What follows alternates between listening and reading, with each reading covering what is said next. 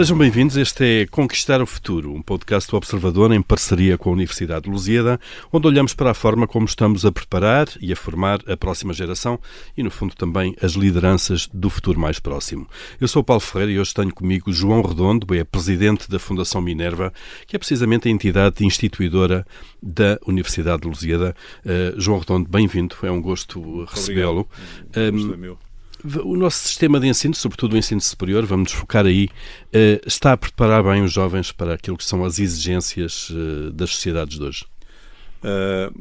Eu acho que sim, que o ensino superior, de uma forma genérica, prepara bem os nossos jovens, e não só os nossos jovens, porque o ensino superior cada vez mais tem de estar virado também para aqueles que já estão no mundo do trabalho, através dos sistemas que têm, naturalmente, de organizar e disponibilizar de aprendizagem ao longo da vida. É pós-graduações, cursos desenhados à medida... Cursos de aprendizagem de curta duração, reciclagens...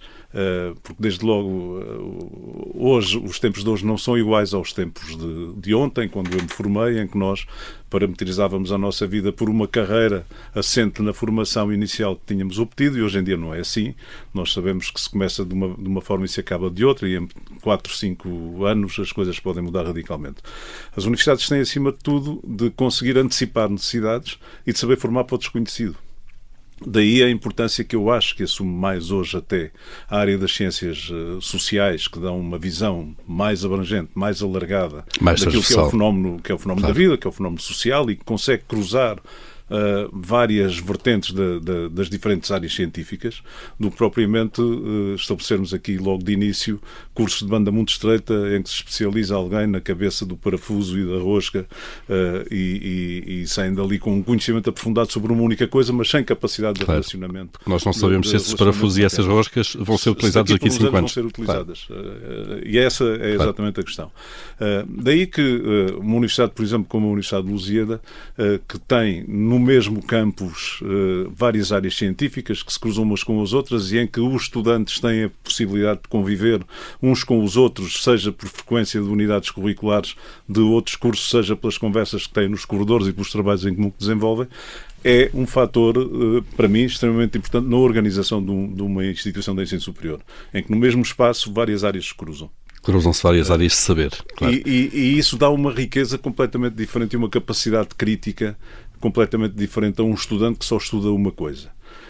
E as universidades têm que estar preparadas para isso, mesmo aquelas instituições de ensino superior muito viradas para a formação de uma única área, mesmo essas cada vez mais procuram incorporar nessa área vertentes das ciências sociais, ao contrário daquilo que muita gente hoje diz, que o que interessa são os sistemas, as ciências, as tecnologias, as engenharias e as matemáticas. Isso interessa, é evidente que sim, mas interessa muito a capacidade de leitura do fenómeno social, seja em que área for, seja no direito, seja na economia, seja na gestão. Aliás, direito e economia são áreas das ciências sociais, não são áreas... A economia não é uma área só dos números. E há muita gente que... Claro, e muita gente confunde. Exatamente. Porque aquilo tem muitos números de alguma maneira, não é? Tem, de facto, muitos números, mas diretamente tem muitos números, desde logo pela contagem dos prazos processuais. Que às vezes não é fácil. Alguns processos estão por aí a correr, como direito também tem muitos números. Às vezes não é fácil. Não é fácil, não é nada fácil. Mas esta riqueza que advém desse tipo de formação é um sinal de que as instituições de ensino superior estão constantemente a preparar-se para dar resposta àquelas que vão sendo as necessidades de formação, as necessidades de criação de competências, de conhecimento, o que se tem de fazer, essencialmente, numa universidade ou numa instituição de ensino superior, e penso eu até que a evolução da legislação, designadamente desta última revisão que vem por aí e que está a ser agora discutida... Que envolve os institutos politécnicos, por exemplo. Em que os institutos politécnicos passam a universidades politécnicas, todas as instituições passam a ser designadas por universidades desde que cumpram um conjunto de requisitos que são muito rigorosos, não são menos rigorosos do que eram uns tempos atrás, são muito rigorosos, mas abre um pouco mais àquela ideia de diversidade que a instituição deve ter. Isso é para mim fundamental na organização de qualquer escola, ter essa capacidade de leitura. A universidade tem que ter capacidade de antecipação, como eu dizia há pouco. A universidade tem que ser capaz de ler antecipadamente as necessidades de formação. Como é que isso se faz? Faz-se procurando descobrir nos estudantes que entram para a universidade ou despertar os seus próprios talentos. Descobrir também quais são os interesses deles. de alguma forma. Descobrir os interesses deles e os interesses do tecido social, dos interesses do tecido empresarial. Claro. As universidades têm que se aproximar cada vez mais. Hoje em dia as coisas não são como eram antes. Antigamente, e não há assim tantos anos, a universidade era uma torre de marfim que se isolava e procurava não receber qualquer influência de fora para não ser desencaminhada no seu propósito da descoberta científica. Hoje em dia as coisas não são assim. A universidade, para se desenvolver, tem que ir à procura daquelas que são as necessidades de formação, quer dos jovens, pelos conhecimentos que eles trazem, pelos hábitos de trabalho que eles trazem, que são necessariamente diferentes. Eles utilizam ferramentas que nós não somos capazes de utilizar. Quando diz nós, diz os professores, nós, os professores, os mais velhos, claro. não somos capazes de utilizar, e eles não sabem coisas que nós sabemos. Claro. E, portanto, este encontro é que é a riqueza principal que hoje em dia se pode ir buscar ao ensino superior numa fase de formação do primeiro ciclo. Depois vamos para o segundo ciclo, para o terceiro ciclo, mestrados, doutoramentos, e aí as coisas já começam a ser serão diferentes, claro. Porque já estamos a falar daquela formação base. Não, e já há interesses despertados nos próprios estudantes que lhes permitem tomar uma opção que até pode ser uma opção provisória. Eu posso querer fazer isto durante algum tempo. E depois de fazer isto durante algum tempo, eu quero fazer aquilo. E agora vou à universidade procurar uma formação que me permita ir fazer aquilo. O que a universidade tem de fazer, acima de tudo, é conciliar aquilo a que eu habitualmente chamo, e não sou eu quem chama, de 3 Cs, que é conhecimentos, capacidades e competências. É isso que a universidade tem que dar aos seus estudantes. Conhecimentos, capacidades e competências. E para além desses 3 Cs isolados, articulá-los. O que é que eu tenho de saber, o que é que eu consigo fazer com aquilo que sei e o que é que eu consigo fazer bem feito com aquilo que já sei fazer e com aquilo que sei. Desenvolver conhecimentos, produzir conhecimento, articular conhecimento com as capacidades e desenvolver competências para oferecer à sociedade aquilo claro. que eu tenho para dar. E nesse mundo, neste contexto, em mudança acelerada, as universidades precisam então de ser muito flexíveis na adaptação daquilo que é a sua oferta e trabalham também num contexto regulatório que muitas vezes pode ser pesado. Muitas vezes esse contexto regulatório é extremamente pesado, para não utilizar uma palavra feia, mas se calhar até vou dizer, é castrador.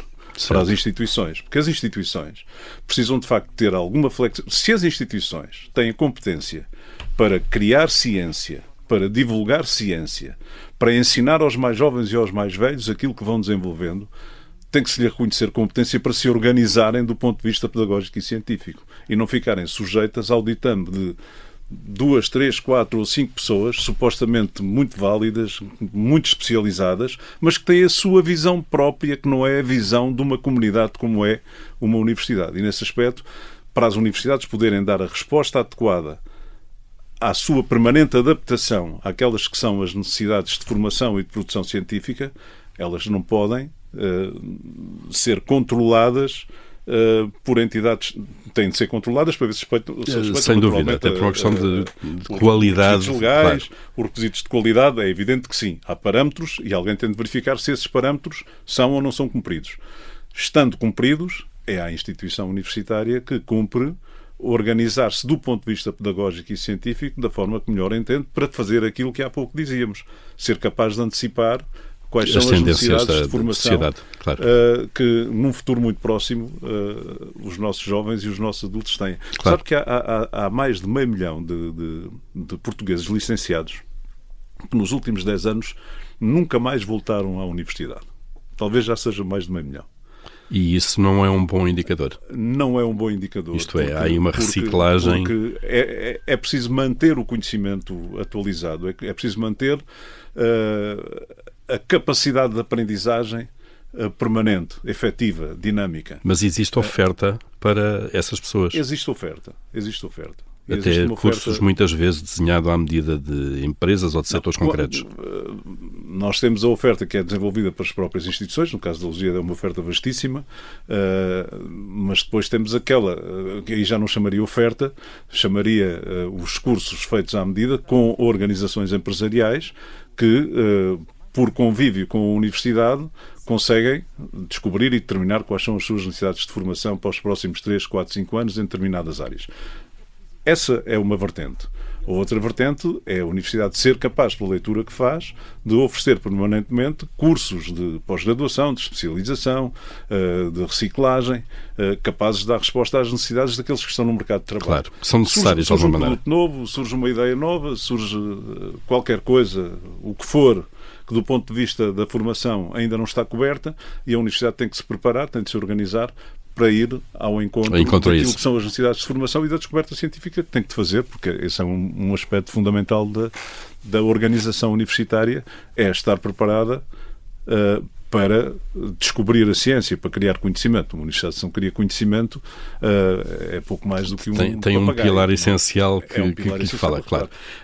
João Redondo, neste mundo em mudança, a tecnologia desempenha um papel absolutamente fundamental e talvez haja uma forma um pouco distorcida na forma como se olha para a utilização de tecnologia em meio universitário. Muitas vezes é muito ligado ao ChatGPT e à utilização desse tipo de ferramentas, mas isso não é uma forma perversa de alguma maneira e reduzida ou redutora, se quiser, de olhar para a tecnologia? Não confundamos tecnologia com o ChatGPT. O ChatGPT é um instrumento de inteligência artificial que nem é o único, há muitos concorrentes, claro, que atingiu uma expressão de utilização já muito, muito significativa e que é utilizado em diversas ocasiões, em diversas vertentes e com diferentes propósitos. É evidente que pode estar ali presente uma ajuda muito preciosa quando se quer fazer uma pesquisa rápida sobre qualquer assunto. Para estruturar umas ideias. Mas o pensamento tem de ser o pensamento humano. A articulação da informação tem de ser feita por nós em função das circunstâncias e dos contextos em que estamos a analisar aquela informação. Liga-se muito o ChatGPT à questão da violação da integridade académica. Certo. Esta questão da integridade académica não é uma questão nova. É uma questão que existe desde que existem universidades, praticamente. Claro, pode ser mais fácil agora. Agora, é evidente que há uns anos atrás, quem queria desenvolver um determinado estudo tinha de se isolar numa biblioteca, varrer todo o conjunto de bibliografia sobre aquela matéria, que eram dezenas e dezenas de livros que se tinham de ler inteiros para se perceber onde é que se queria chegar. Hoje em dia, com uma palavra-chave, nós fazemos uma pesquisa e encontramos toda a informação sobre essa palavra-chave. Isso não é negativo. Poupa tempo, poupa dinheiro, não é preciso haver deslocações também para o estrangeiro para irmos buscar essa informação, ela está ali disponível, mas tem alguns aspectos também por aí negativos.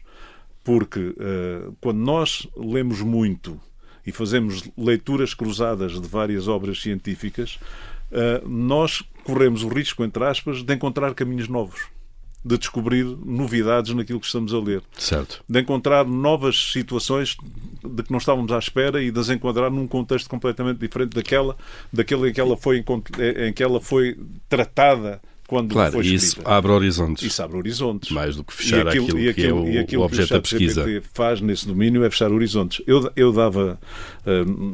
Estávamos numa conversa numa determinada reunião na Universidade de Lusíada sobre isto e eu dava este exemplo. Em vez de permitirmos que eles às escondidas vão à procura do ChatGPT, sejamos transparentes.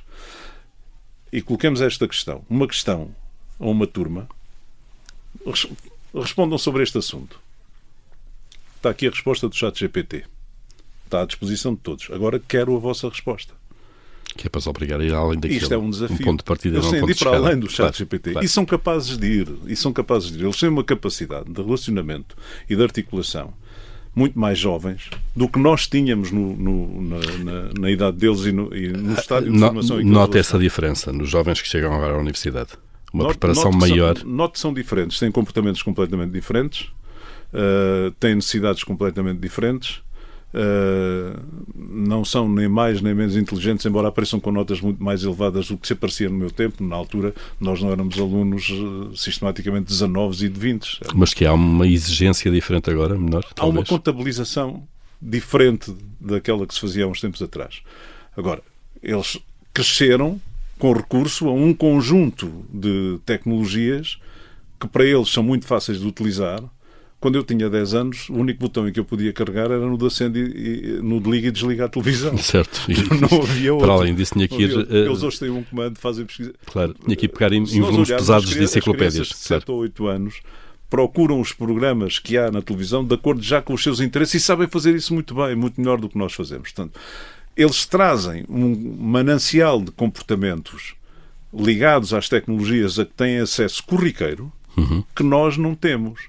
E, portanto, a universidade tem de se adaptar aos modelos de aprendizagem. Repara, as questões pedagógicas na universidade não tinham importância nenhuma há uns anos atrás. Aquilo que nos diziam quando nós entrávamos para a universidade é: o meu amigo está aí é porque quer.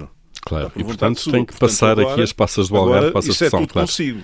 Hoje em dia, por exemplo, a Universidade participou num processo agora, a Universidade de Lusíada participou num processo agora com 23 instituições, um consórcio que foi constituído para desenvolver programas de estudo pedagógico universitário, que se chama Pedagogia 21, e que agregou aqui 23 instituições, precisamente para desenvolver competências pedagógicas nos professores do ensino superior. Porque são necessárias. Nós, para ensinarmos, temos de perceber qual é o nosso parceiro do lado de lá, claro. A quem é que nos estamos a dirigir. Claro. E o nosso discurso tem que ser moldado em função da capacidade que eles têm para perceber o nosso discurso. Se eu continuo a falar hoje, como falava há 30 anos, com um discurso muito eloquente, com palavras que eles nunca ouviram falar, eles têm de aprender essas palavras. Mas a mensagem não chega tão facilmente. Tem que ser diferente. Claro. Portanto, dizer que os estudantes hoje são piores não faz é sentido. verdade, não é assim. O João Redondo foi recentemente presidente da Aliança das Instituições de Ensino Superior Não Estatais da Europa, no fundo, uma associação de universidades privadas na Europa. É uma associação de instituições representativas de universidades privadas, que foi criada na altura por iniciativa nossa, portuguesa, da Associação Portuguesa do Ensino Superior Privado, da Associação Alemã e da Associação Francesa, que hoje conta já com uma rede muito significativa. Grande também. Que congrega cerca de 700 mil estudantes nesta rede de instituições que fazem parte dessas claro. associações. O objetivo é criar redes também de mobilidade entre países. Entre países, claro. Não só entre instituições de ensino superior privado, mas por via dessas que estão integradas nesta associação, chegarmos a um vasto conjunto de instituições e, de alguma forma, fazer-nos ouvir junto das entidades europeias, em várias instâncias, sobre quais são os nossos problemas e enfim, as nossas pretensões enquanto instituições de ensino superior privado. Exerceu esse cargo entre 2022 e 2024, se não erro? Foi 22 e 24, exatamente. Tinha sido vice-presidente no mandato anterior e depois liderou. Desse ponto posto de observação, se quiser, muito rapidamente, comparando o nosso ensino superior com o de outros países europeus, como é que nós estamos? Que prós e contras é que, ou pontos fortes e pontos fracos é que encontrei? Não, vamos lá ver. Depende do modelo de organização e do país que estamos a falar. No nosso país há instituições com centenas de anos. Claro. Como há na Alemanha, como há em Inglaterra, como há em Itália, como há em qualquer país europeu. E que são mais antigos, claro. Mais antigos que o nosso não há. Não. São mais antigos comparado com outros continentes e outras geografias. Claro. Universidades mais antigas. Mas aquilo que o ensino superior privado veio trazer foi uma certa novidade na abordagem, no modelo de organização e na capacidade de resposta. Mais rápido a responder, mais ágil na gestão, mais ágil no desenvolvimento de propostas e, portanto, aí trouxe de facto alguma novidade. E a legislação entre os vários países oscila muito de uns para os outros. E isso, obviamente, que é um contexto importante, claro. Já falámos disso há pouco, claro. Termos um quadro normativo europeu que coloca as instituições mais ou menos no mesmo patamar de exigência, com procedimentos diferentes, isso aí é o que é, mas isso será importante e que permita às instituições de ensino superior privado ter acesso aos recursos, no que diz respeito pelo menos ao desenvolvimento científico, que tem qualquer instituição de ensino superior. Mas, acima de tudo, procurou-se criar aqui uma rede de mobilidade e de competências e de parcerias para que as instituições, por via dessa rede criada pela EUF, que é a European Union for Private Higher Education, consigam ter uma abrangência maior, uma presença maior em termos de internacionalização, claro. porque apesar de estarmos no âmbito da União Europeia, é internacionalização. Começámos a alargar também a EUF para além da União Europeia, a outros países que não integram a União Europeia, porque é importante. E em termos de qualidade, o nosso ensino superior está ao nível daquilo que melhor se faz por essa Europa na fora. Europa, claro. Não fica, em termos genéricos, não fica nada atrás. Agora, temos instituições com características completamente diferentes. Sim, e no setor, o setor é diverso, privado, é diverso em privado, cada país também. Há uma grande diferenciação, porque há instituições pequenas de muita qualidade que foram criadas, por exemplo, as velhas escolas de educação infantil. Como escolas de educação infantil eram escolas excelentes, como escolas superiores de educação têm de responder a um conjunto de requisitos muito mais exigentes do que tinham na altura e provavelmente algumas delas tiveram de se dispersar por áreas que não tinham interesse. E a legislação aí, que na altura obrigou as instituições a reformularem-se, foi prejudicial.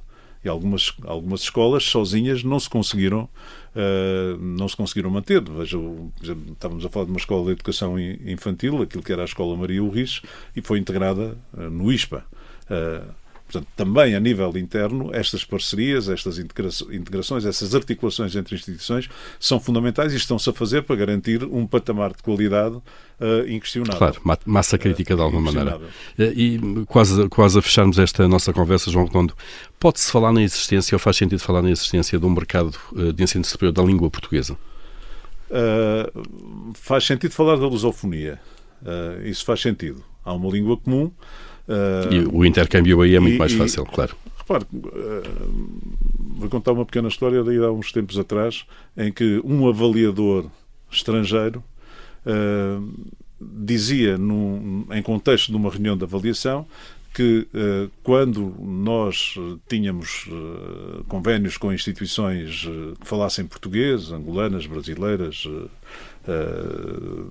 cabo-verdianas, não estávamos a falar em internacionalização. E nessa altura perguntei-lhe, então, qualquer instituição inglesa que esteja a tratar com uma universidade americana ou outra qualquer que fale inglês não é internacionalização. Como é óbvio, a língua aproxima-nos e é um instrumento fantástico de aproximação e desenvolvimento científico.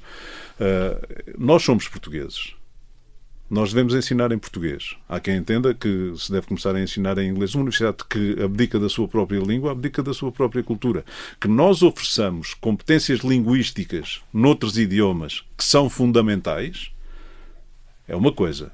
Que nós abdiquemos da nossa língua para ensinar noutras línguas, designadamente em inglês, já é coisa completamente diferente. Sei que há uma certa tendência para se pensar nisso. Em algumas áreas. Em algumas áreas e em algum modelo de ensino.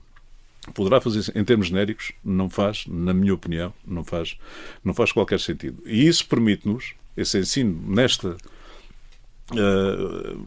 a articulação das instituições portuguesas com instituições estrangeiras, desde logo brasileiras ou angolanas, permite criar também aqui uma rede interessante, até do ponto de vista do desenvolvimento de projetos científicos. Há instituições de muita qualidade, por esse mundo fora, geralmente no Brasil, com as quais nós temos convénios. A Luzia tem convénios com vários, com a Unicuritiba, com a Universidade Estadual de São Paulo, com as universidades católicas do Rio de Janeiro, as pontifícias do Rio de Janeiro, de São Paulo, de Minas Gerais e por aí, onde já há projetos a serem desenvolvidos em comum. E depois, por outro lado, há o nosso mergulho nesses mercados, utilizando a expressão que estava a utilizar, que nos permitem captar estudantes desses países, claro, para virem estudar para Portugal.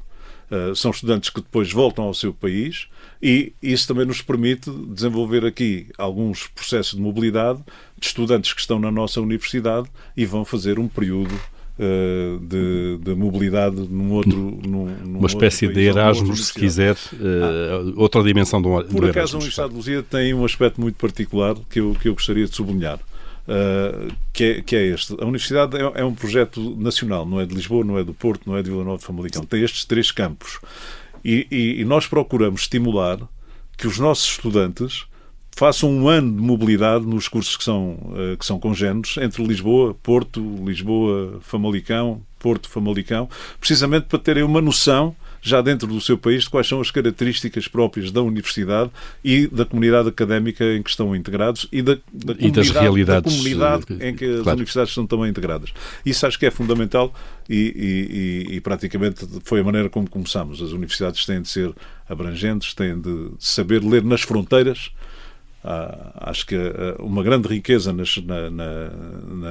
desenvolvimento científico está nas fronteiras das áreas científicas. Como é que o direito mistura com a economia, com a gestão, com o design, com esse cruzamento de saberes, com relações internacionais. Isso é a grande riqueza e dá mais capacidade de leitura e capacidade crítica. Muito bem. João Redondo, obrigado pela presença aqui neste Conquistar o Futuro. João Redondo, Presidente da Fundação Minerva, que é a entidade instituidora da Universidade de Lusíada. Este é o fecho deste projeto, deste podcast Conquistar o Futuro, um podcast do Observador, em parceria com a Universidade de Lusíada.